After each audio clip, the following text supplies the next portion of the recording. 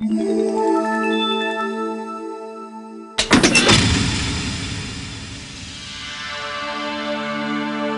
in Corso Palladio e noi di Vicenza Più abbiamo deciso di chiedere ai vicentini cosa ne pensano riguardo ai risultati emessi dall'Istituto Superiore di Sanità sull'inquinamento da PFAS nelle acque superficiali della Regione Veneto.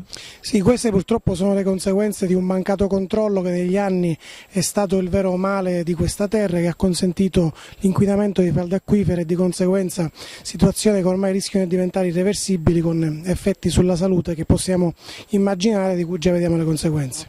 E ancora l'anno scorso, l'altro anno, abbiamo letto sul giornale che bisognava controllare tutte quante le acque e abbiamo fatto il controllo dell'acqua, la nostra acqua va bene, è a posto.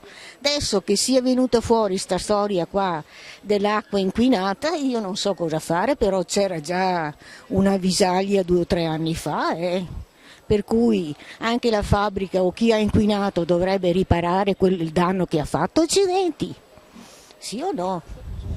Ecco, adesso vediamo.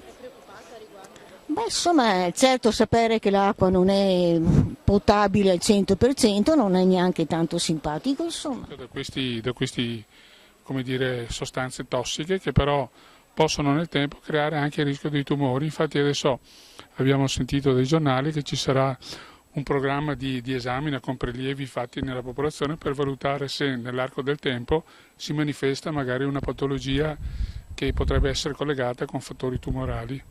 Quindi indubbiamente questo inquinamento è un problema serio e sappiamo che questi esami dovrebbero essere fatti gratuitamente a quella fetta di popolazione che è coinvolta in questa realtà. Infatti i pozzi del territorio, che come ripeto va da Cologna a Veneto, ho sentito fino a Creazio ed Altavilla, e sono altamente inquinati e quindi la popolazione deve mettersi sul chi va là, magari servirsi di acque minerali nel frattempo, e vedere se è possibile fare un programma di disinquinamento, che è la cosa più seria da fare, perché è un problema molto serio. Infatti oggi come oggi i tumori vediamo che crescono, ci si domanda da cosa dipendono, quindi non dipendono soltanto dall'inquinamento dovuto alle macchine, quindi all'atmosfera che è inquinata, ma purtroppo anche alle acque, perché effettivamente queste sostanze liberate nel sottosuolo poi circolano e vengono a interessare territori molto ampi, e poi c'è la catena alimentare, perché anche gli animali bevono queste acque, quindi magari ce le troviamo nel latte, nella carne, eccetera. Quindi è un problema molto serio e lo chiamano un disastro ambientale. Quindi anche comunque le aziende devono attivarsi in modo... Certo, tutte le aziende devono fare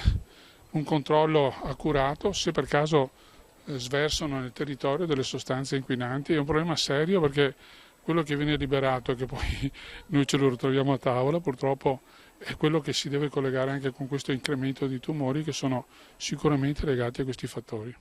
Per quel che riguarda l'inquinamento dell'acqua e delle falde acquifere è risaputo e si è sempre saputo.